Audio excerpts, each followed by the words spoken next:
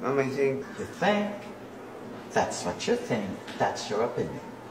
Yes, ma'am.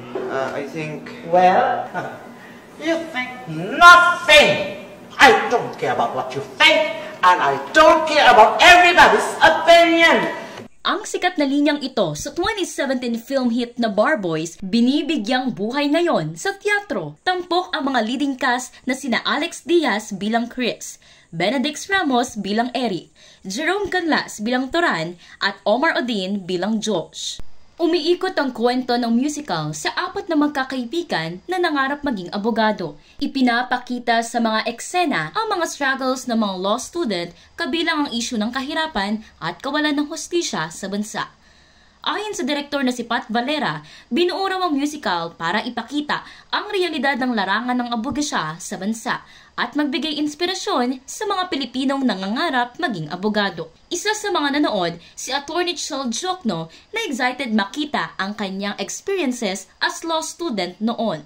Well, I am expecting to see some of my own experiences in the musical and I'm so excited to watch it. Dumating din sa special preview ang mga original stars ng pelikula kabilang na sina Rocco Nacino, Emmanuel de la Cruz at award-winning actress na si Miss Odette Can. It's very nice. Kumbaga may mga times na nag-reminisce ako lalo na sa kaso ng 3 inches. At nakipasok yung mga snippets na yun sa musical na ito. It's nice to reminisce. Bar Boys was done many years ago. I'm very happy and proud of all the cast na gumaganap dito, and I'm very excited for what's to come for them. In behalf of the cast, we're so excited to see how the characters will be represented on a different format. Inalala naman ni Ms. Odette Can ang kanyang pagganap sa karakter ng dating senador na si Miriam Defensor na pinangalanan na Justice Hernandez sa pelikula. Aniya, ito na raw ang pinaka-challenging role na ginawa niya sa industriya. Sabi ko nga, isa lang ang saan ako kinabahan na ginawa ko. Portraying as Miriam. No, we're not just playing someone, a very strong woman. Yeah. Same feeling din daw ang naramdaman ni Ms. Sheila Francisco sa pagganap niya bilang Justice Hernandez sa musical.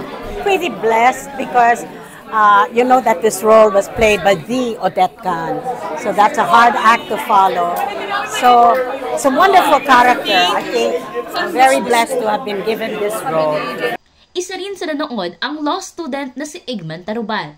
Malapit raw sa puso niya ang tema ng musical dahil isa rin siyang law student na nangangarap makatapos sa kabila ng kanyang sakit. Kanino kang pinaka-relate?